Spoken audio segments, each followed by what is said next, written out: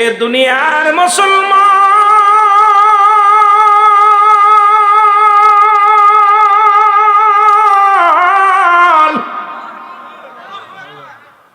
খাতুনে জান্নাত মা ফাতেমা ইসলামের দিকে কেমনে মানুষরা আকৃষ্ট করলো গো, একটু শুই না লাও। আর আমার মতো মানুষ কি করি রে বাবা, শুনে নাও শুনে নাও মুসলমান শুনে নাও।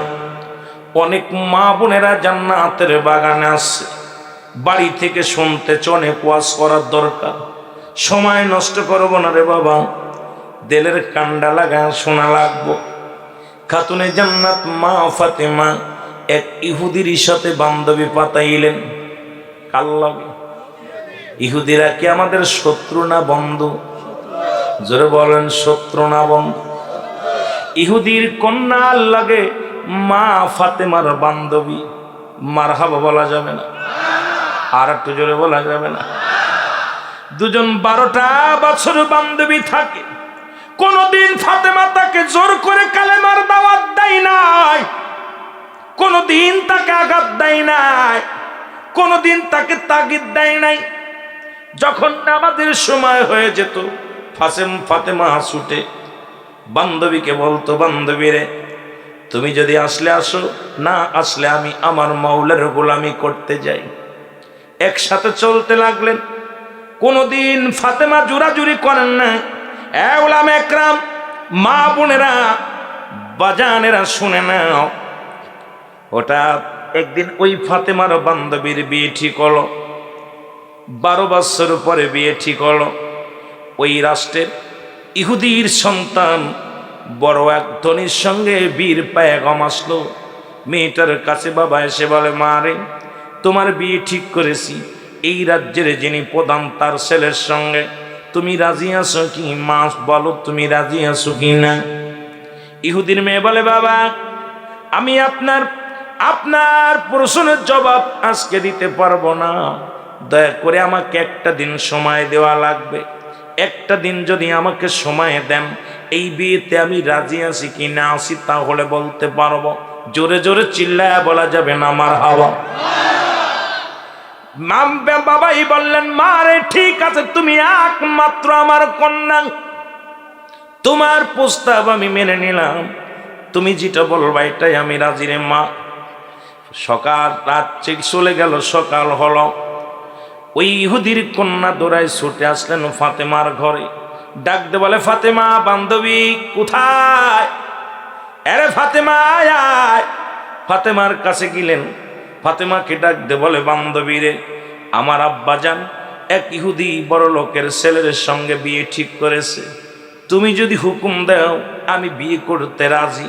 যদি তুমি আমাকে হুকুম দাও আমি একটা মিনিট রাজি না থেকে পারবো না। তোমার মতামত আমি জানতে এসেছি রে ফাতেমা, তুমি বলো আমি রাজি হব কি না? ফাতেমা কয়, বোন রে যেহেতু তোমার আব্বা জান বিয়ের পায়গাম ঠিক করেছে, সুতরাং তোমার আব্বা যেন কষ্ট না পায়, তোমার আব্বা জান জন্মদাতা পিতা, তোমার মা গর্ভে ধারণী মা, তোমার মা বাবা যেন কষ্ট না পায় রে বান্ধবী। বান্ধবী তুমি রাজি হয়ে যাও, যেহেতু তোমার বাবাই বিয়ে ঠিক করেছে, তুমি না বলো না, তুমি বিয়ের প্রস্তাবে রাজি হয়ে যাও। জোরে জোরে চিল্লা বলা যাবে না মারহাবা? বান্ধবী বলে, ফাতেমা আমি বিয়ে রাজি হতে পারি, একটা শর্ত আছে, আমার বিয়ের সময় তোমার থাকতে হবে, আমার বিয়েতে তোমার যাওয়া লাগবে, আমাকে সাজায় দেওয়া লাগবে। আমি কোন সাজায় দিবা? এই দায়িত্ব যদি তুমি ফাতেমা হাতে গ্রহণ করো তাহলে আমি বিয়েতে রাজি। ফাতেমা বলে, বোন রে তুমি আমারে বললা, শুনে নাও রে বোন, বোন রে তুমি শুনে নাও, আমি গরিব মানুষ, আমার সালাত এমন এমন দিন চলে যায়, রাহমাতুল লিল আলামিনের ঘরে কোনো আগুন, বিয়েতে আমি রাজি আছি, তবে একটা শর্ত আছে। বাবা বলে, কি শর্ত? বলে, বাবা তুমি যে ছেলেকে পছন্দ করছো সেই ছেলের সঙ্গে আমার বিয়ে হবে। বাবা গো কোনোদিন আমি দ্বিমত করব না, তবে শর্ত হলো আমার বান্ধবী আমার বিয়ে থাকা লাগবে। খাতুনে জান্নাত মা ফাতেমা জোহরা আমার বিবাহে যদি না থাকে গো বাবা আমি বিয়ে রাজি না। আর এই বান্ধবী আমার বিয়েতে তোমার দাওয়াত দেওয়া লাগবে, আসবে বাবা। বাবা গো যদি তুমি দাওয়াত দাও আর আসার হুকুম দাও তাহলে আমি বিয়েতে রাজি। ইহুদির বাচ্চা বলে ফাতেমা মেয়ে শোনো, আরে মুহাম্মাদের কন্যা গরিব, আমার এই বিয়েতে দামি দামি মানুষ আসবে, দামি দামি মানুষ আসবে, ধনির দুলালেরা আসবে। এই বিয়ের পায়গাম যদি ওই বড় লোকরা আসে, যদি তোমার ফাতেমা তোমার বান্ধবীর পুরন কাপড় পরা দেখে আমার ইজ্জত থাকবে না। তোমার বান্ধবী যদি ছেঁড়া কাপড়ে পরে আসে আমার ইজ্জত থাকবে না। বোনরে অকমে শোনো কন্যা, সুতরাং ফাতেমা আমার বাড়ি আসতে পারবে না, তারপরেও তারা ভিন্ন জাত, তারা হলো মুসলমান, আমরা ইহুদি সম্প্রদায়, কোনোদিন তোমার বিয়ে সে আসতে পারে না, আসলো আমার সমাজ মেনে নিবে না রে মেয়ে, তুমি এটা বাদ দাও। মেয়ে বলে বাবা গো আমার দেহের মধ্যে জান থাকতে আমার বান্ধবী আসবে না, এই বিয়ে করতে আমি রাজি না। জোরে জোরে চিল্লায়া বলা যাবে না আল্লাহু আকবার। মদিনা মদিনা আশিক মুমিনের ঠিকানা, বলো না মদিনা। আর জোরে বলেন আশিক মুমিনের ঠিকানা। আয় হায় দিদার চেয়ে কাঁদো তোমরা, দিদার চেয়ে কাঁদো তোমরা, হও না নবীর দেওয়ানা, মদিনা মদিনা। এ দুনিয়ার মুসলমান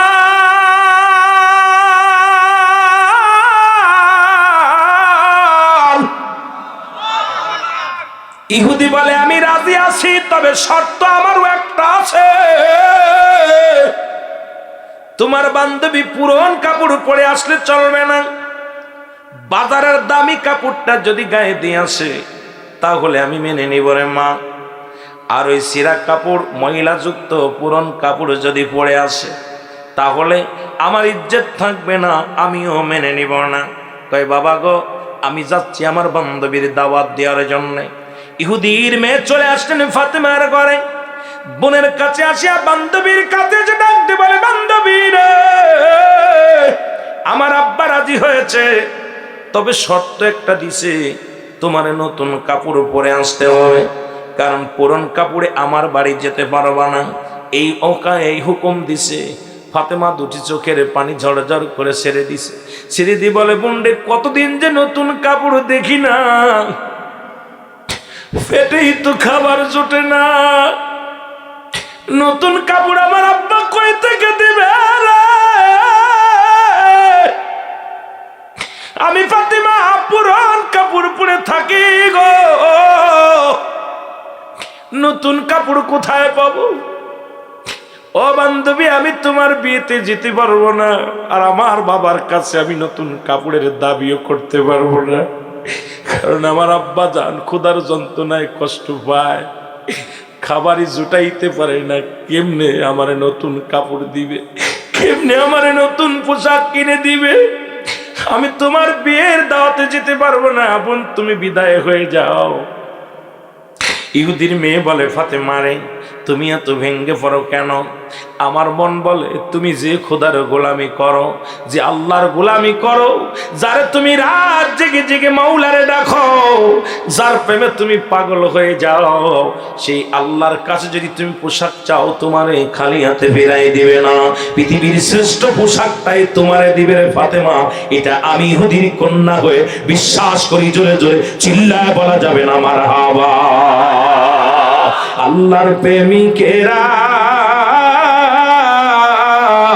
দিশে হারা প্রেম তো মরে না, বলেন প্রেম তো।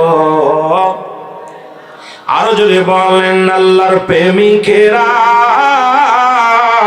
দিশে হারা প্রেম তো। এর প্রেম করেছেন মুসা নবী, তোর পাহাড়ে গেছেন চলিও, ও সে পাহাড় জইলা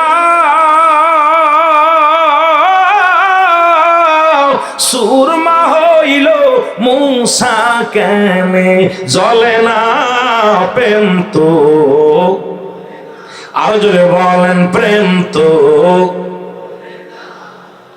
এই প্রেম যে প্রেম, যারা প্রেম করে শীতের রাত রোজু করতে ভয় পায় না, তাহাজ্জুদের নামাজ পড়তে ভয় পায় না, শীতের মধ্যে মসজিদে যাইতে ভয় করে না, এই গরমের দিনে রোজা রাখতেও ভয় করে না, না খা থাকলেও মাওলার গোলামি করে, তারা যদি বলো ঠিক কিনা।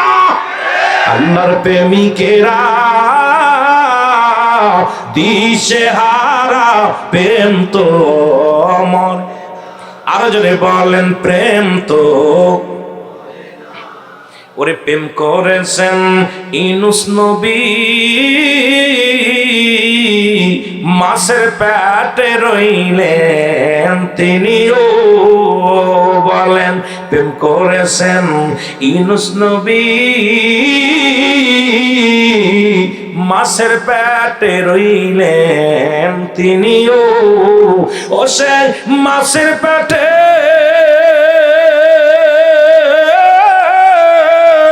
রইলেন ইউনূস, হজম কেনে হইল না প্রেম তো,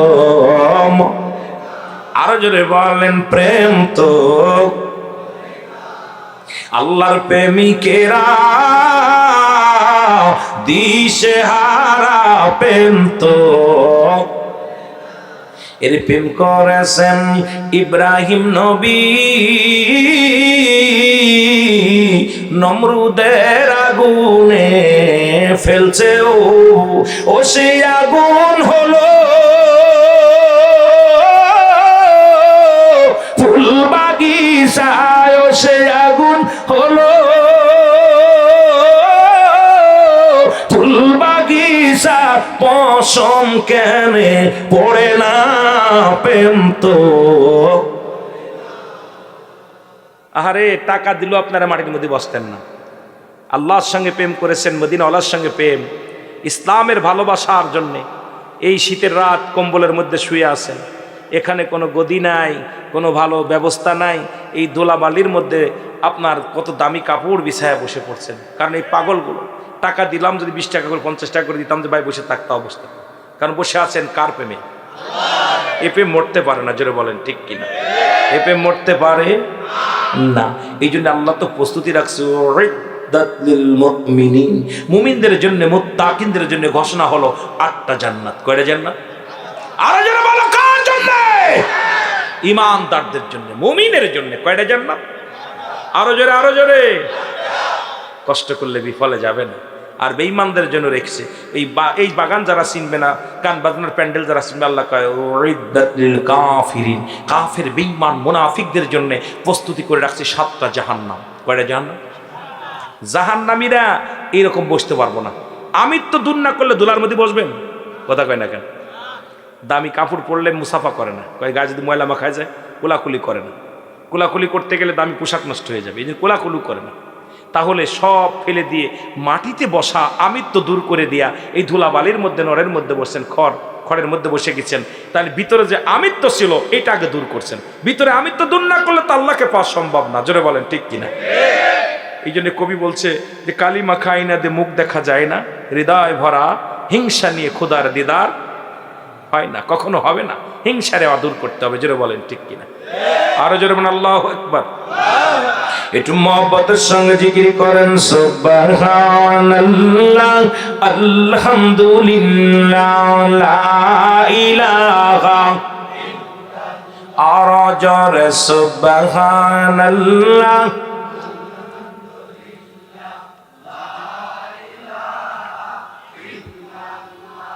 লা ইলাহা ইল্লাল্লাহ, লা ইলাহা ইল্লাল্লাহ, মুহাম্মাদুর রাসূলুল্লাহ, সুবহানাল্লাহ।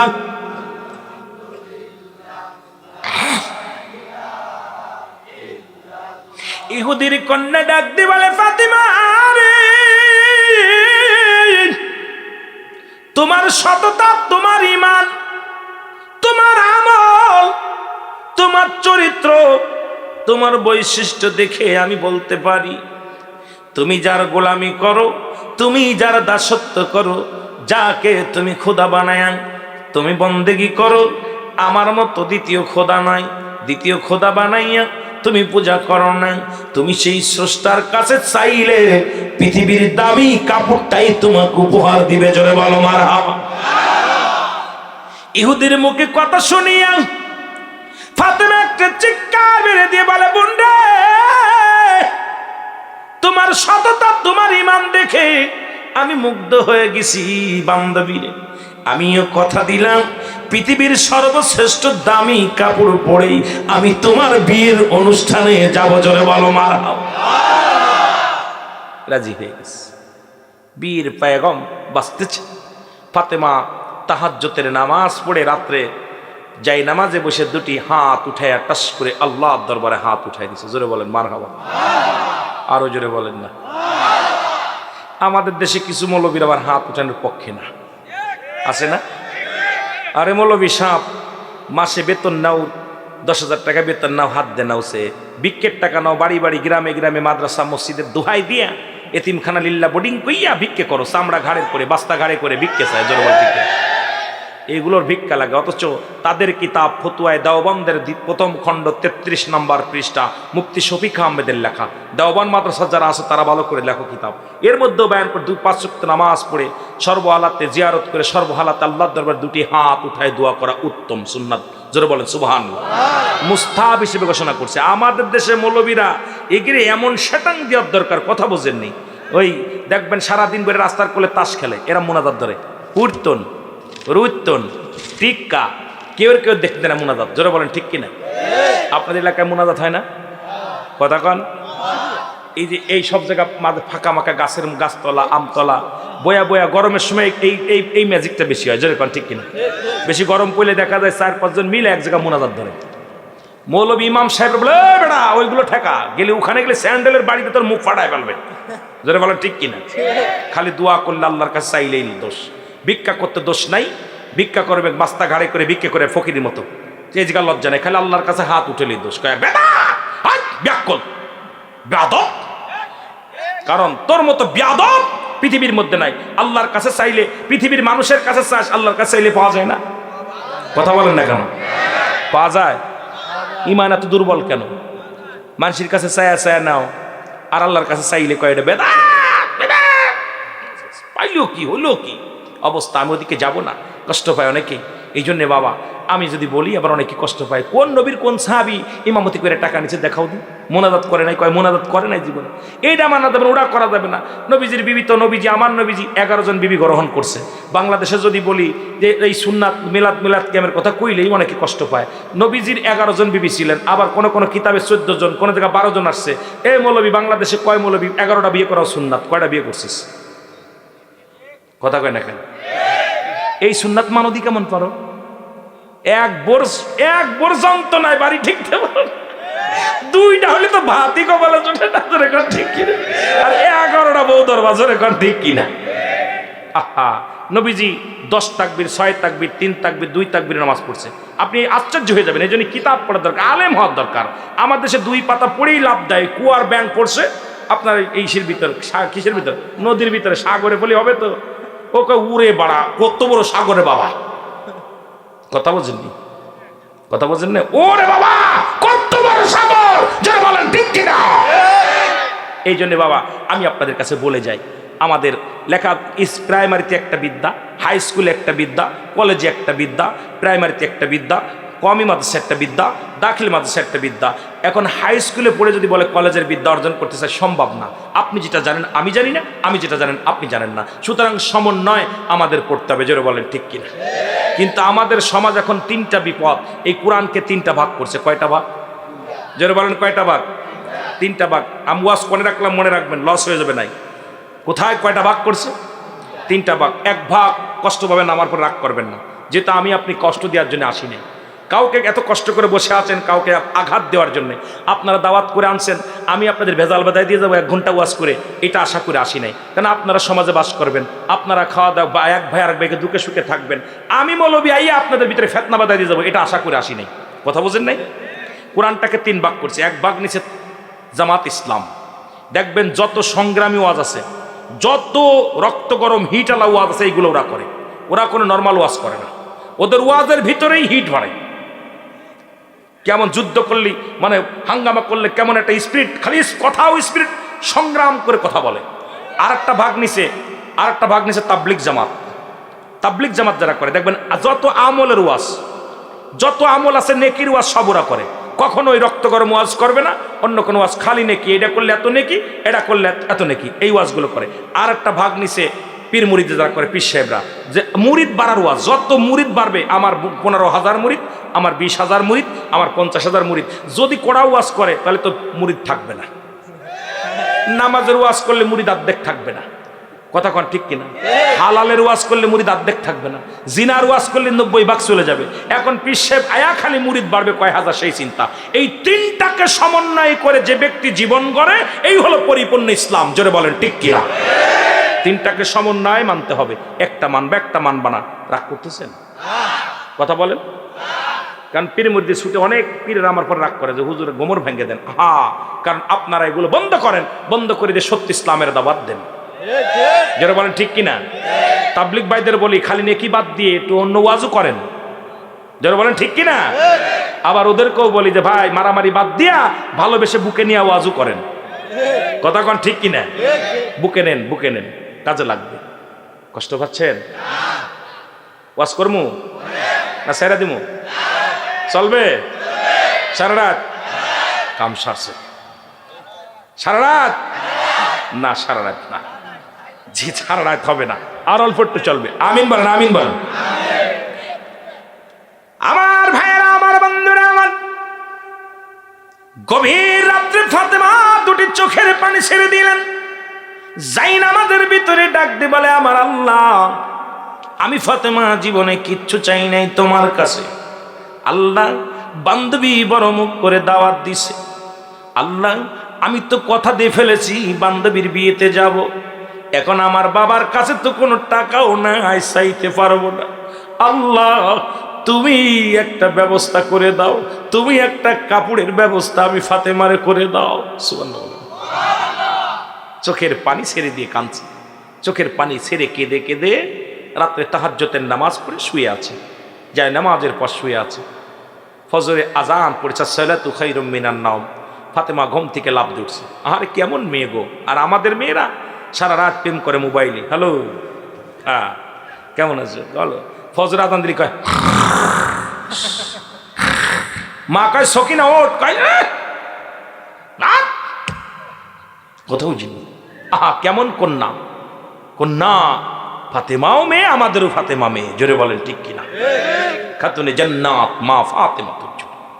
ফজরে আজান পড়ে গেল, নামাজ শেষ করে আবার দোয়া করে, আল্লাহ, আমি তো রাত্রে চাইছিলাম তোমার কাছে, আল্লাহ আমার বেইজ্জতি করো না, তুমি একটা কাপড়ের ব্যবস্থা আমার করে দাও, আমি তো আমার বান্ধবীর বিয়েতে যাব। ফাতেমা ঘর থেকে বাইর হয়ে দেখে ঘরের দরজায় 2টা কাপড়ের ব্যাগ পড়ে রয়েছে। জোরে বলেন সুবহানাল্লাহ। 2টা কাপড়ের ব্যাগ, এরকম 2টা ব্যাগ। ফাতেমা কাপড় দেখা হাতে উঠায় দৌড়ায়। আমি তো কাপড় তো কোনো কে কিনলো, আমি তো আব্বারও বলি নাই, আমি তো কোনো দর্জির কাছেও বলি নাই, কোনো কে দিল কাপড়টা, দিল কি? দৌড়াই গেছে আব্বার কাছে, কাপড় 2টা নেই। আব্বা যান, ও আব্বা যান। নবীজি বলে, কি হয়েছে ফাতেমা?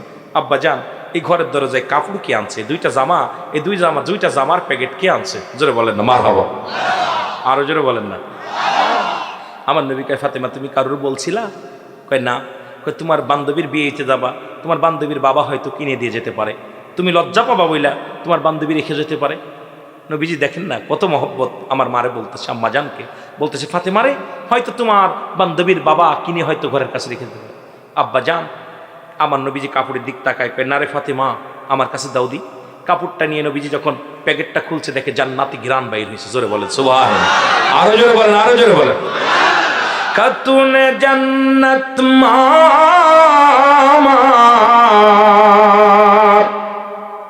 খাতুনে জান্নাত মা গো ফাতেমা আমার এ বিশ্ব তো রাইতে পাঠান রব্বানায় বলেন এ জগৎ রাইতে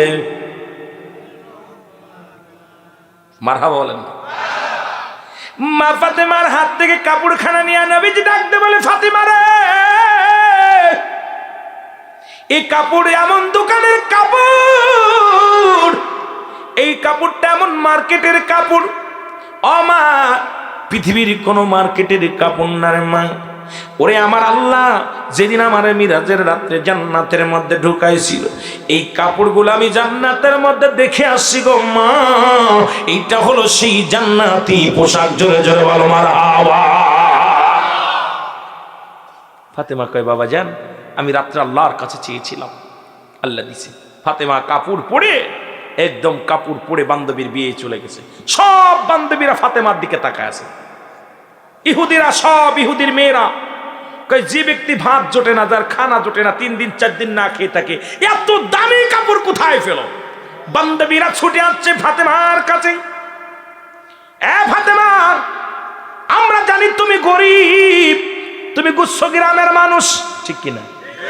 তোমার তো ভাত জোটে না, কাপড় জোটে না, মাছ যায় চুলায় আগুন জ্বলে না, খুরমা খেজুর খেয়ে বেঁচে থাকো, এত দামি কাপড় কত টাকা দিয়ে কিনছো? ফাতেমারি কোথা থেকে সংগ্রহ করলাম? ফাতেমা কয় আমি কাপড়টা কিনেছি যে বাজারে, সেই বাজারের তোমরা ঠিকানা জানো না। জোরে জোরে বলেন মারহাবা। কয় কোন বাজার বলো? কয় বাজার তোমরা চিনো না, যে দোকান থেকে, কোন দোকান থেকে কিনছো বলে সেই দোকানের ঠিকানা তোমরা জানো না, সেই বাজারের ঠিকানা, দোকানের ঠিকানা আমি ফাতেমা জানি। জোরে বলো মারহাবা।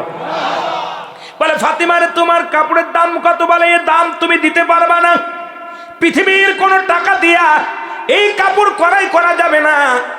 বান্ধবীরা চোখ সরাইতে পারে না।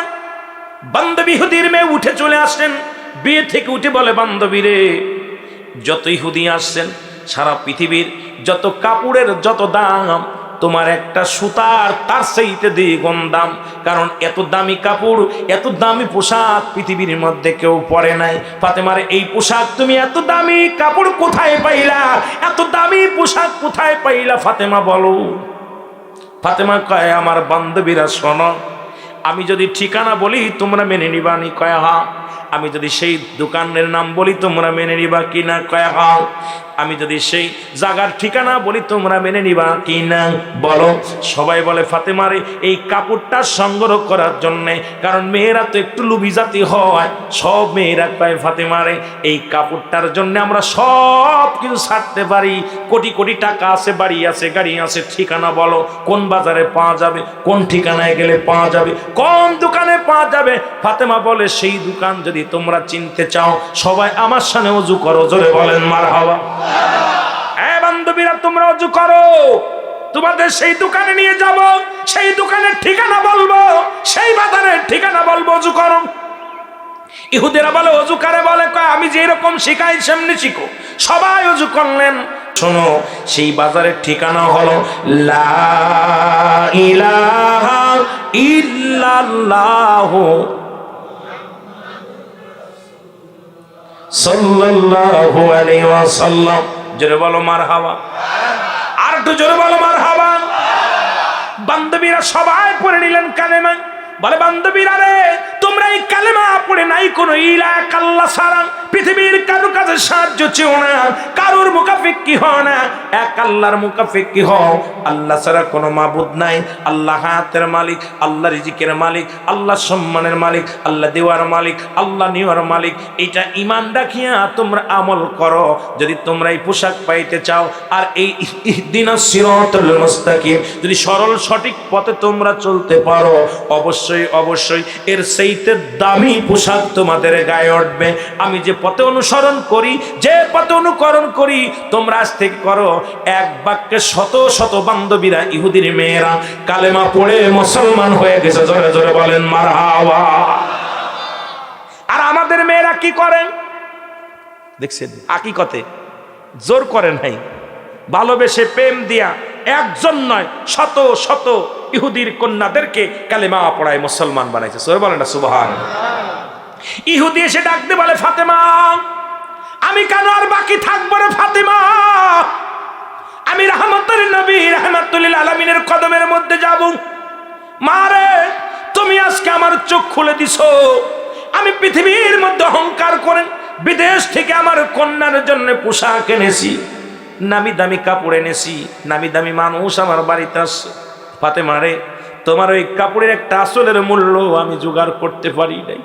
এই দুনিয়ার জিন্দেগিতে আমার হবে কি, এই দুনিয়ার অহংকার করে কি হবে কি, আমার হবে কি। ফাতেমা রে আমাকে তোমার বাবার কাছে যাওয়ার একটু সুযোগ করে দাও, আমারে তুমি ক্ষমা করো। তোমার দাওয়াত দেওয়ার জন্যে আমার মেয়েটা যখন আমার কাছে আবদার করেছিল, আমি তো গরিব বলে অবহেলা করেছিলাম, তোমাকে ইমানদার বলে আমি অবহেলা করেছিলাম। আমি বাড়ি চাই না, গাড়ি চাই না, আমি মুহাম্মাদের তরিকার মধ্যে ঢুকতে চাই, আমি আমার আল্লাহর গোলাম হতে চাই, আমি আমার আল্লাহর প্রেমের মালা গলায় নিতে চাই রে ফাতেমা। ইহুদি রাসূলুল্লাহর বাড়িতে আসলেন, চোখের পানি ছেড়ে ডাকতে বলে, মায়ের নবী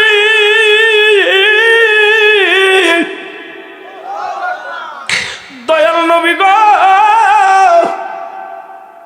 ইমানদারের এত দাম, ইমানদারের এত মূল্য, ইমানদারের এত দাম রে নবী আগে জানি নাই। মায়ার নবী গো, পৃথিবীর মধ্যে ইহুদিদের সম্রাট হয়ে আমি আপনার মেয়ের কাছে হার মেনেছি, কারণ শত শত মেয়েরা কালেমা পড়ে মুসলমান হয়েছে। আমি ইহুদি আর একটা মিনিট আরেও মুসলিম থাকতে চাই না, আমাকে আপনি কালেমা পড়ায় দেন। দুনিয়ার পোশাক চাই না, দুনিয়ার কাপড় চাই না, দুনিয়ার সম্পদ চাই না, আমার আল্লাহর কাছে যেতে চাই, ওই দুনিয়ার নিয়ামত আমি পাইতে চাই, ওই জান্নাতি নিয়ামতের আশায় আমি ইহুদি পাগল হয়ে গেছি। আপনি আমার কালেমা পড়ায় দেন। নবীজি কালেমা পড়ায় দেয়, লা ইলাহা মুহাম্মাদুর রাসূলুল্লাহ সাল্লাল্লাহু আলাইহি ওয়াসাল্লাম। আমিন বলেন, আমিন বলেন। আমার ভাইরা, আমার বন্ধুরা, আমার এই জন্য ছোট্টবেলা মা বলতো, বাবা বাবা মানুষের মতো মানুষ হতে হবে, দাদাই বলতো মানুষের মতো মানুষ হতে হবে, ইমাম সাহেব বলতো মানুষের মতো মানুষ হতে হবে, বাবা মা সবাই বলতেন মানুষের মতো মানুষ হতে হবে। চিন্তা করতাম, আব্বা কেন এ কথা বলে, মা কেন এ কথা বলে, চাচাই কেন এ কথা বলে। আমিও তো মানুষ, বাবারও যা আছে আমারও তাই আছে, মায়েরও যে বিবেক আছে আমারও সেই বিবেক আছে, উস্তাদেরও যে বিবেক আছে সেই বিবেক আমারও আছে। তবে আমার কেন মানুষ হতে বলেন? আজকে বুঝি, আগে বুঝি না, এখন বুঝি। বাবা শুনে নাও, আজকে পিএইচডি করে ডক্টরি নিয়ে যারা পিএইচডি করে বড় বড় ডাক্তার হলো, যাদের হাতে রোগী মারা যায় টাকার জন্যে, যাদের কাছে অপারেশন হয় না টাকার জন্যে, এই সমস্ত ডাক্তারগুলো মানুষ না অমানুষ? জোরে বলেন, মানুষ কে অমানুষ? জোরে বলা লাগবে, মানুষ কে অমানুষ? পৃথিবীর মধ্যে মুসলমান বড় ডিগ্রি নিয়ে পিএইচডি করে অফিসে বসলো, বড় বড় অফিসে বসে ঘুষ ছাড়া কোনো কাজ করে না, ফাইলে সই দেয় না। বিদেশ থেকে ডিগ্রি নিয়ে মুসলমান বাংলাদেশের বড় বড় বড় বড় কলেজ থেকে ডিগ্রি নিয়ে, বাংলাদেশের বড় 4-5টা ডিগ্রি নিয়ে যারা ঘুষ ছাড়া কোনো কাজ করে না, এই ঘুষখোর মানুষ না অমানুষ? যারা বলেন মানুষ কে অমানুষ? পৃথিবীর মধ্যে বাবা মা বুড়া বয়সে সন্তানের জায়গা, বাবা মার জায়গা হয় না, সন্তানের কাছে জায়গা হয় না, বাবারে অসহায় বাবা মা চোখের পানি ছেড়ে কান্দে। এই সমস্ত সন্তানগুলো মানুষ না অমানুষ? জোরে বলেন, মানুষ কে অমানুষ? যারা সুদ খায় তারা মানুষ কে অমানুষ? জোরে বলতে হবে, যারা সুদ খায় তারা মানুষ কে অমানুষ? যারা ঘুষ খায় তারা মানুষ কে অমানুষ? যারা জিনা করে তারা মানুষ কে অমানুষ? আসতে কবেন না, জোরে বলবেন। যারা জিনা করে তারা মানুষ কে অমানুষ? যারা গাঁজাগুলি খায় তারা মানুষ কে অমানুষ? যারা মানুষের সম্পদ লুটে খায় তারা মানুষ কে অমানুষ? এই পৃথিবীর মধ্যে আল্লাহর বিধান মানে না, আল্লাহর বিধান মেনে নিজের বিধান বানাই রাখি, মানুষ না অমানুষ? জোরে বলেন, মানুষ কে অমানুষ? এখন আমি আপনাদেরকে বলতে চাই, বুকে হাত দিয়ে বলেন কয়টা মানুষ এনে বসে আছেন? বুকে হাত দিয়ে বলেন। আল্লাহ কয় নামাজটা ফরজ করে দিয়েছে, নামাজ পড়েন নাই। সুন্নাত তরিকায় চলতে বলেছেন, দাড়ি রাখেন নাই। ও মুসলমান, শুধু নামাজ তো পড়েনি নাই, নামাজের ধারেও যান নাই, ইসলামের বিধান মানেন নাই, সুন্নি তরিকায় চলেন নাই, আবার আপনি সুন্নি বলে দাবি করেন, আবার আপনি মুসলমান বলে দাবি করেন। আপনি বুকে হাত দিয়ে বলেন আপনি কেমন মানুষ? বাবারে, ঘুষখোর, জিনাখোর, বদমাইশ যদি বাদ দেন, আমার সমাজে কোনো মানুষ নাই। কাজ্জাবের দলদের বাদ দিলে তো মানুষই নাই। আর এখন বর্তমান জামানায় ঘুষ, সুদ আর এইগুলোই জিনা ব্যভিচার চলছে। আপনাদের কাছে জানতে চাই, ঘুষ কি হারাম না হালাল? সুদ কি হারাম না হালাল? জোরে বলেন, হারাম না হালাল? জোরে! সুদ কা হারাম না হালাল? ঘুষ কা হারাম না হালাল? জিনা করা হারাম না হালাল? শুয়োরের গোশত খাওয়া হারাম না হালাল? সত্যি তো? কথা বলেন, সত্যি কি মিথ্যা? আমি বলি এই অফিসাররা শুনে নাও, উল্লাপাড়ার অফিসাররা শুনে নাও, যারা ঘুষখোর আছো, সুদখোর আছো, সুদখোর মাল লাগে জিনাখোর, যারা সুদ খায় মাল লাগে জিনা করে, শুনে নেও, মার সাথে জিনা করা আর সুদ খাওয়া সমান। এখন আমার সমাজের মধ্যে অধিকাংশই সুদখোর। মুসলমান দেখো, বাজারে বইয়া ঘুষ খাও, অফিসে বইয়া ঘুষ খাও। আবার আমাদের দেশে রাস্তায় দাঁড়াও কিছু পার্টিরা ঘুষ খায়, 20 টাকা 50 টাকাও ঘুষ খায়। আবার আমার দেশে অনেক রাস্তার পরে থাকে, তারা তাহাজ্জুদের নামাজ পড়ে। জোরে জোরে বলেন ঠিক কিনা? ঘুষখোরেরা শুনে নেই, সুদখোরেরা শুনে নেই, সুদ খাইয়া শুয়োরের গোশত খাবি, কারণ ঘুষখোরের জন্য শুয়োরের গোশত হালাল, সুদখোরের জন্য শুয়োরের গোশত হালাল, জিনাখোরের জন্য শুয়োরের গোশত হালাল। এই পৃথিবীর মধ্যে তাদের জন্য বৈধ নয় গরুর গোশত খাওয়া। 1 কেজি গরুর গোশতের দাম 800 টাকা। এটা ভ্যান চালকের জন্য হালাল, রিক্সা চালকের জন্য হালাল, গায়ের গোশত, গায়ের রক্ত পানি করে যারা ইনকাম করে এদের জন্য হালাল। তুমি সারাদিন অফিসে বৈশা সুদ খাবা, অফিসে বৈশা ঘুষ খাবা, আর বাজারে যে 10 কেজি গরুর গোশত কিনবা। তোমরা শুয়োরের গোশত খাবা, কারণ সুদ যেহেতু হারাম, শুয়োরের গোশত খাওয়া হারাম। খাচ্ছ সুদ আর খাবা হালাল প্রাণী হবে না। তুমি সুদের টাকা দিয়া, ঘুষের টাকা দিয়া হালাল জিনিস ভক্ষণ করতে চাও, এটা চলবে না, এটা চলবে না। তোমাদের জন্য বৈধ হলো খিনজিরের গোশত। জোরে জোরে বলেন ঠিক কিনা? কষ্ট পাচ্ছেন? বাজারে যাইয়া ব্যাগ দিয়ে কয় 20 কেজি গোশত দে, 20 কেজি গোশত। হারাম জাদা, সব তোর মতো হারাম খোর, খালি সারাদিন ভরে ঘুষ খালি, সুদ খালি, সুদের টাকা দিয়া হালাল গোশত খাইতেছিস। গোশতের দাম কমে যাবে যদি ওই সুদ করার ঘুষ করা গরুর গোশ খা কমায় দেয়, ছাগলের গোশ, মুরগির গোশ, আবার আপনার পশুর গোশ, যেগুলো হালাল প্রাণী, এগুলো হলো হালাল খোর বান্দাদের জন্য জায়েজ, সুদ খোর ঘুষ খোরের জন্য না। জোরে বলেন ঠিক কিনা? ওদের জন্য উল্লাপাড়া কুত্তা জব করবেন, কুত্তা জব করবেন। কথা বোঝেন নাই?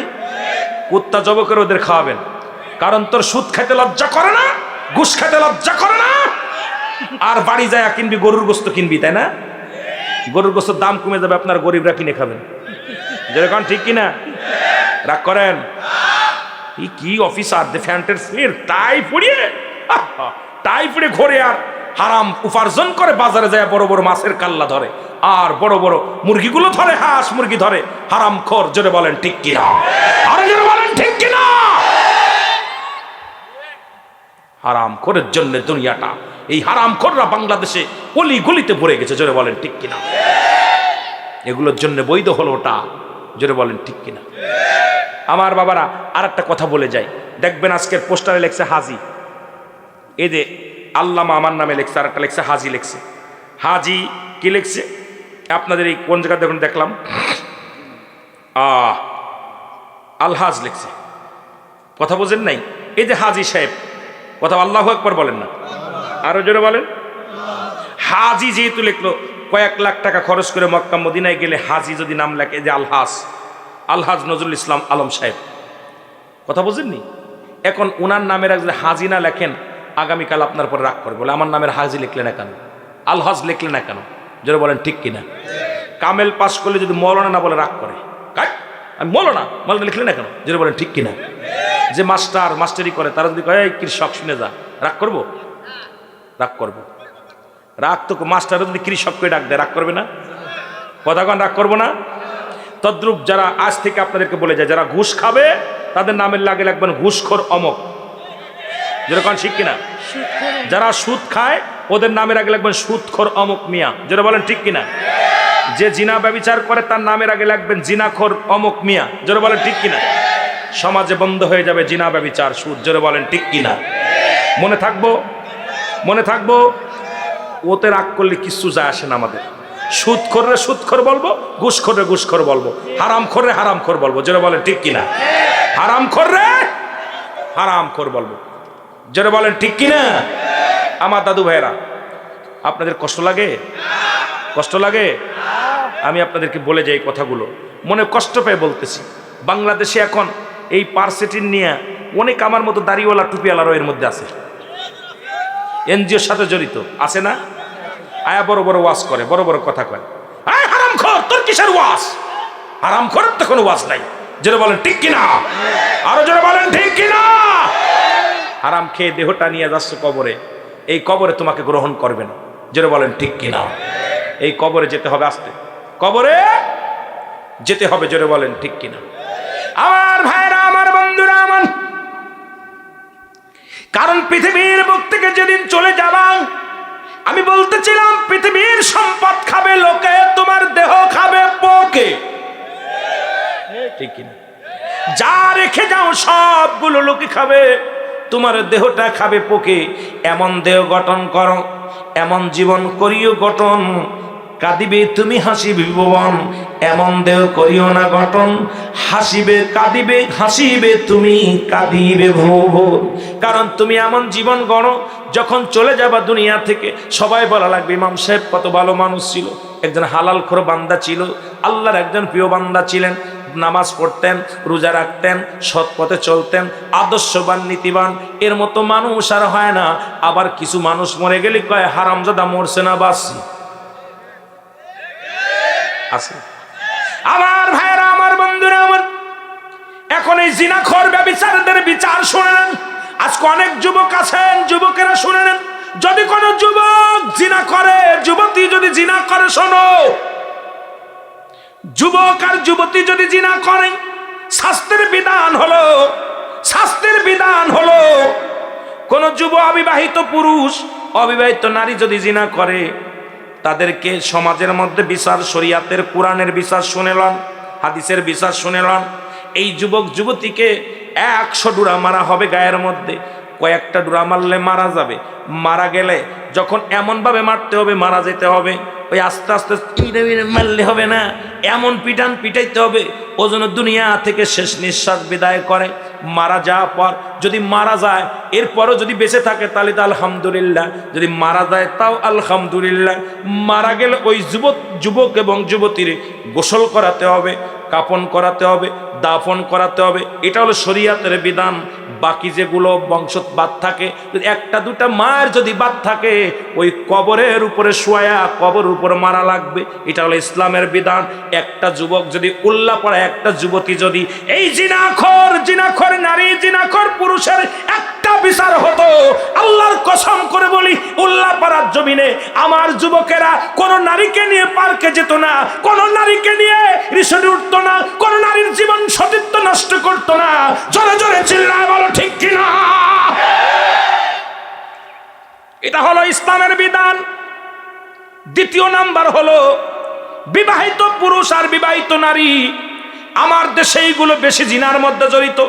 স্বামী গেছে বিদেশে, স্ত্রী পরক্রিয়ায়, কতক্ষণ ঠিক কিনা, দুলাবার সাথে, মামাতো ভাইয়ের লগে, খালাতো ভাইয়ের লগে, যাদের চেহারা দেখা হারাম বিয়ে করা জায়েজ, যাদের চেহারা দেখা হালাল দেখা জায়েজ নয়, তাদের বাদান, যাদের চেহারা দেখা জায়েজ নয় তাদের সঙ্গে বিয়ে করা জায়েজ, যাদের চেহারা দেখা জায়েজ তাদের সঙ্গে বিয়ে করা হারাম। সুতরাং আজকে দেখতে হবে, আজকে সমাজটা নষ্ট করে ফেললো কাকা, খালাতো ভাই, মামাতো ভাই, চাচাতো ভাই, ফুফাতো ভাই। আজকে আমার জাতি শেষ, আমার সমাজ শেষ।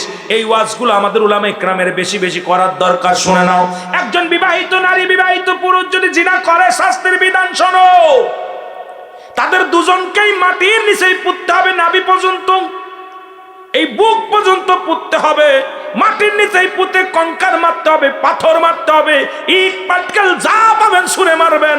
যতক্ষণ পর্যন্ত মৃত্যুবরণ করবে না, নিশ্চিত হবেন না যে মরে নাই, ততক্ষণ পর্যন্ত মারতেই শুরু করবেন। মারা বন্ধ হবে না। আমার বাবারা শোনো, যখন নিশ্চিত হয়ে যাবেন মারা গেছে, সঙ্গে সঙ্গে তারে উঠাইবেন, ওই মাটি খুঁড়ে উড়াবেন। উঠায় তার জানাজা পড়া জায়েজ নয়, তার কাফন দেওয়া জায়েজ নাই, তার জানাজা পড়া জায়েজ নাই, তার মাটি দেওয়া জায়েজ নাই। এই জমিনের মধ্যে কুকুর শিয়াল দেখায়া দিতে হবে, জমিনের মধ্যে ফেলায়া দিতে হবে, কুকুর শিয়ালে ভাগাভাগি করে খাবে। কারণ জিনাখোর বিবাহিত পুরুষ, জিনাখোর বিবাহিত নারী, এদের জানাজা দেওয়ার বৈধ নাই, এদের কাফন দেওয়ার বৈধ নয়, এদের দাফন করা বৈধ নয়। তাদের শরীয়তের বিধান হলো তাদের কুকুর শিয়াল দেখায়া দিতে হবে। জোরে জোরে বলো আল্লাহু আকবার। একটা বিচার যদি হতো উল্লাপাড়ার জমিনে, আমার বিশ্বাস উল্লাপাড়ার জমিনে কোন নারী আর তার স্ত্রীর হক নষ্ট করত না, স্ত্রী তার স্বামীর হক নষ্ট করত না, অন্য কোন পুরুষের কাছে যেত না, তাকে নিজেকে বিলিয়ে দিত না। কারণ ইমানদাররা ইমান মজবুত হয়ে যেত। জোরে জোরে বলেন ঠিক কিনা? কষ্ট পাচ্ছেন? অবিবাহিতদের জন্য একটু ছাড় আছে, সেটা জানাজা পাবে। অবিবাহিত যদি তারা করে, জানাজা পাবে, কবর পাবে, দাফনও পাবে। কিন্তু বিবাহিত নারী, বিবাহিত পুরুষ কোনো জানাজা পাবে না। এদেরকে কুকুর শেল দেখাতে হবে। আমার দেশে প্রতি বাড়িতে বাড়িতে জিনা, আমার দেশে প্রতি ঘরে ঘরে জিনা। অনেক হুজুর আবার রিসোর্টেও নিয়ে যায় পরের বউ। জোরে কোন ঠিক কিনা? কথা কোন ঠিক কিনা? আমি আমার কথা বলিবে শুনে নেন। গত 3 মাসে 906 জন হচ্ছে বলৎকার ধরা পড়ছে। বলৎকার পত্রিকা খুললে লজ্জা লাগে। তখন এরাও আবার আলেম নামের কলঙ্ক। সব আলেমরা জুতা চুরি করে, চোরে জুতা চুরি করে, মুসল্লি জুতা চুরি করে না। জোরে বলেন ঠিক কিনা? চোরে জুতা চুরি করে, চোরে মুসল্লি সাজে, মুসল্লি কখনো জুতা চুরি করে না। তদ্রূপ এই যে যারা বলৎকার করেছে শুনে নেন, এরা আলেম সাজছে, কারণ ওদের ব্যবসা ওটা। ওরা আলেম না, কোন আল্লাহর কোন মাহবুব বান্দা কোরআন হাদিস শিক্ষা করে সে বলৎকার করতে পারে? ওরা আলেম সাজছে মুসলমানদের ইজ্জত নষ্ট করার জন্য, ইসলামকে ঠকানোর জন্য, রাসূলকে ঠকানোর জন্য। এরা ইহুদিদের চামচা। জোরে বলো ঠিক কিনা? আরো জোরে জোরে বলো ঠিক কিনা? আমি মাননীয় প্রধানমন্ত্রী বাংলাদেশের 90% মুসলমানদের কাছে দাবি করব, বলৎকার হোক, জিনাকর হোক, ওদের বিচার একমাত্র মৃত্যুদণ্ড। জোরে বলেন ঠিক কিনা? সেটা আমি হই, আমার গলায় ফাঁসি দিতে হবে। এই পৃথিবীর মধ্যে শরীরে জমিনে মানুষের সামনে দিবালয় তাদেরকে গুলি করে মেরে ফেললে দিলে আপনি সব হবে, আপনাদের নেকি হবে। কারণ জিনা, এই বাংলাদেশটা এত পরিমাণ জিনা চলতেছে, যেখানে ঢাকা মেডিকেল কলেজ হাসপাতালে মর্গে জিনা হয়, যেখানে চট্টগ্রাম মেডিকেল কলেজ হাসপাতালে জিনা হয়। লজ্জাজনক। আমার দেশে 90% মুসলমান থাকতে মৌলবীরা শোন, এত দাফাদাফি কই থেকে আসে, এত ফালাফালি কই থেকে আসে? ঘরের মধ্যে বইয়া খালি মুয়া খাচ্ছ বসে বসে। আমার দেশে 90% মুসলমান থাকতে ঢাকা মেডিকেল কলেজে হাসপাতালে জিনা হলো, মরা মানুষের সঙ্গে জিনা। শোনেন না আপনারা? শোনেন নাই? পত্রিকায় দিছে, সব জায়গা দিছে। এরপরে বলৎকার ধরা পড়ছে কি শোনেন? তখন দেখলো মেয়েটা মারা গেছে বিষ খেয়ে, আলামত পায় জিনার। মেয়েটা মারা গেছে গলায় দড়ি নিয়ে, আলামত পায় জিনার। ডাক্তার চিন্তা করে ঘটনা ডাকে, তখন এটাকে নিয়ে পর্যবেক্ষণ করলো। এরপরে সিসি ক্যামেরা লাগালো, ধরা পড়লো ডোমকে যখন ধরলো, বলে আমি একজন নয়, দুজন নয়, আজ থেকে প্রায় 600 থেকে 700 মেয়ের সর্বনাশ করেছি। যখন আমি লাশ কাটতে যাই, যখন লাশটার কাপড় খুলে ডোম কাটতে যাই, তখন আগে জিনা করে নিই। চট্টগ্রাম মেডিকেল কলেজ হাসপাতালে একই অবস্থা। যে দেশে এত জিনা ব্যভিচার হয়, সেই দেশে মৌলবীরা এত কামড়া কামড়ি কিসের? মৌলবীরা এত দলাদলি কিসের? সব বন্ধ করো। আমরা গোলাম, আমরা সবাই আল্লাহর গোলাম, রাসূলের প্রেমিক। এই স্লোগান দিয়ে যদি আমরা চলতে পারি, বাল্লুহা কিলাব, নবীজি বলছে এই দুনিয়াটা হলো পচা দুর্গন্ধ মরি, মানুষের চরিত্র হলো কুকুরের চরিত্র। এই কুকুরের চরিত্র পরিবর্তন করে মানুষের চরিত্র আনার দরকার। জোরে বলেন ঠিক কিনা? কে আমলিগ, কে বিএনপি, কে তাবলিগ জামাত, কে আমলিগ জামাত, কে চরমোনাই, কে সারসিনা, কে ফুরফুরা শরীফ, কে আত্মসী, কে এনায়তপুরি দেখার সময় নাই। ইসলামের স্বার্থে, কোরআনের স্বার্থে আমাদের ঐক্যবদ্ধ হওয়ার বিকল্প কিছু নাই। জোরে বলেন ঠিক কিনা? আমাদের ভাবতে হবে। এ দিচ্ছে লিল্লাহি তাকবীর, ও কয় নারায়ে তাকবীর। কথা বোঝেননি? কথা বোঝেন? এইটা আগে শুনেছি সব মাওলানা লিল্লাহি তাকবীর বলেছে, আবার নারায়ে তাকবীর বলছে। লিল্লাহি তাকবীর শব্দের অর্থ হলো লিল্লাহি তাকবীর, আল্লাহর জন্য তাকবীর দাও। শাব্দিক অর্থ হলো আল্লাহর জন্য তাকবীর দাও। কার জন্য? আর একটা নারায়ে তাকবীর, উচ্চ আওয়াজে আল্লাহর জন্য তাকবীর দাও। দুটি একই শব্দ, সাথে নারায়ে সালাত বলবেন। কারণ ইয়া রাসূলুল্লাহ, নবীজি যেখানে, আল্লাহ যেখানে, রাসূল সেখানে, কোরআন যেখানে, সেখানে সুন্নাহ আছে। কোরআন সুন্নাহকে আঁকড়ে ধরো যদি ঈমান বাঁচাতে চাও। জোরে বলেন ঠিক কিনা? কোরআন হাদিস ইজমা কিয়াস আমাদের এত বাদাবাদির কারণে, এত ভেদাভেদের কারণে আজকে গোটা সমাজ বিপদের মধ্যে, সাধারণ পাবলিক পড়ছে বড় বিপদের মধ্যে। আপনারা তিনটা জাতি বেশি ক্ষতি করতেছে। একটা হলো আলেম ওলামা, মুসলমানদের ক্ষতি করতেছে। দুই হলো হিন্দুদের ঠাকুর। ওই ঠাকুর ডাকায় কলা খাও, জ্যেষ্ঠং কালিমাং বিশ্বরণং শান্তি অং শান্তি। কথা বুঝেননি? কলা খাও, কলা খাও। আর হচ্ছে খ্রিস্টানদের হলো যিশু খ্রিস্টান নাকি যিশু। এই তিনটা জাতি সবচেয়ে বেশি ক্ষতি করতেছে। আজকে আমি আটশিতে আসছি, আটশির ওয়াজ, আপনি চরমনাতে আসছেন, চরমনার ওয়াজ, আপনি সারসিনাতে আসছেন, সারসিনার ওয়াজ। বন্ডামি ছেড়ে দাও, বন্ডামি ছেড়ে দাও। নিজের দলকে ভারী করার চেষ্টা করো না, ইসলামকে ভারী করার চেষ্টা করো, কোরআনকে ভারী করার চেষ্টা করো। যারা বলেন ঠিক কিনা এটা মানো, কোরআন হাদিস কাকে ধরো। তোমার বাবার তোমার কাছে বড়, ঠিক আছে। আজকে আমাদের অবস্থা, যে যে দলে করি, যে পীরের মুরিদ, খালি তার গুণগান গেয়ে চলে যায়। পাইছো কি? এগুলো হলো কি? এগুলো বন্ধ করতে হবে। ইসলামকে তরতাজা করতে হলে, ইসলামকে বড় করতে হলে স্বার্থ ত্যাগ করে আমার আল্লাহ আল্লাহর রসুলের গোলামি করতে হবে। জোরে বলেন ঠিক কিনা, আরো জোরে বলেন ঠিক কিনা। খেয়াল থাকা লাগবে, ধলা কালা কোনো পীর সাহেব আপনাকে জান্নাতে নিবে না, কোনো মৌলবী আপনাকে জান্নাতে নিবে না, কোনো আমির সাহেব আপনাকে জান্নাতে নিবে না। জান্নাতে যেতে হলে আপনাকে আমল করে যেতে হবে, পীরের খাসলাত ধরতে হবে। আপনার পীরে কি গাঁজা খায়? আপনার পীরে কি মদ খায়? তা আপনি মদ খান কেন? গাঁজা খান কেন? আপনার পীরে কি দাড়ি ছাড়ছে? তা আপনি দাড়ি ছাড়ছেন কেন? আমি আশ্চর্য হয়ে যাই মাঝে মাঝে, আশ্চর্য। ইসলামের বিধান মানার দরকার আছে কিনা। এই জন্য আল্লাহ বলে ইয়া আইয়ুহাল্লাযীনা আমানু, ঈমানদার বিশ্বাসীরা আদখুলু ফিস-সিলমি কাফা, পরিপূর্ণভাবে প্রবেশ করো ইসলামের মধ্যে। এখন ইসলামের আবিধানিক শাব্দিক অর্থ হলো 80 থেকে 82টা। কয়টা? যে বক্তা বেশি ফালাফালি করে তারে বলবেন এই 80-82 তাফসীর কর, ওই মৌলবী এটা কর, মৌলবী সোজা হয়ে যাবে। ইসলামের আবিধানিক অর্থ শান্তি, ইসলামের আবিধানিক অর্থ আত্মসমর্পণ, ইসলামের আবিধানের শব্দ নিজে না খেয়ে অন্যের খাওয়ানো লাগবে, আবিধানিক অর্থ নিজে না ঘুমানোর ঘুম পাড়ানো লাগবে, নারীর সতীত্ব পাহাড়ে দেওয়া লাগবে। ইসলামের আবিধানিক অর্থ 80 থেকে 82টা। এই 82টা যদি মানতে যাও মৌলবী, তুমি একবারে তীরের মতো সোজা হয়ে যাবা। তোমার দ্বারা এই পার্সিয়ালিটি কোনো ওয়াজ চলবে না। জোরে বলেন ঠিক কিনা। সমাজকে বাঁচাও, জাতিকে বাঁচাও। যদি বাঁচতে চাও নিজে বাঁচো, পরিবার পরিজনকে বাঁচাও, এই দেশকে বাঁচাও। এটাই হলো ইমানি দায়িত্ব। জোরে বলেন ঠিক কিনা। আমার ভাইয়েরা, আর আগাবো না আপনাদেরকে নিয়ে, আল্লাহ অনেক বেশি হয়ে গেছে রাত।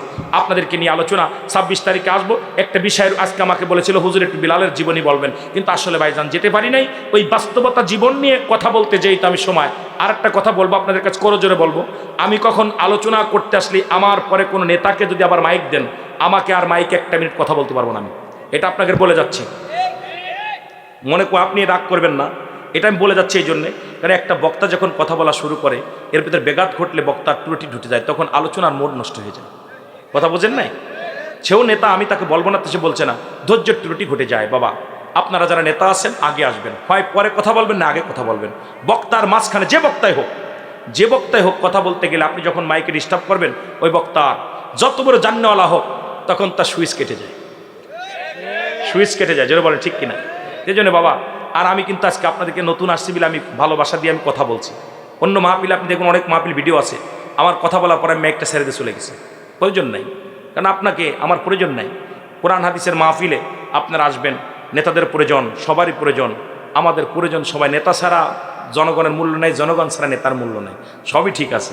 কিন্তু আমি ইসলামী মাহফিলে আপনাদের খেয়াল রাখবেন, যখন যারা পরিচালনা করেন খেয়াল রাখবেন, কোন নেতাকে কথা বলাইতে হলে বলবেন হুজুর, আমার হুজুর উঠার আগে বলবেন, নাই পরে বলবেন। হুজুর উঠা গেলে কোন যে বক্তাই হোক না কেন, এই বক্তা কথা বলতেছে 2 মিনিট কথা বলার সুযোগ দিবেন, ওই বক্তা কথা বলতেছে 2 মিনিট কথা বলার সুযোগ দিবেন, তখন ওই ভাই বলার পর আপনি বলেন। কিন্তু মাঝখানে যখন আপনি বেঘাত ঘটাবেন, ওই ভাইয়ের ধৈর্য, ওই যে ছুটে গেল আলোচনা, আর আলোচনায় মজা পাবে না। কারণ মাস্টার যেখানে ভালো কথা হয়, কোরআন হাদিসের কথা হয়, মাস্টার ইবলিস সেখানে কি করে? আশা করে। ইবলিস চাইছে 3টা জিনিস, কিয়ামত পর্যন্ত হায়াত। কোন পর্যন্ত? কিয়ামত পর্যন্ত হায়াত। মানুষের লোমে লোমে ঢুকবে। আর একটা হলো কি? মানুষের সুরত ধরবে।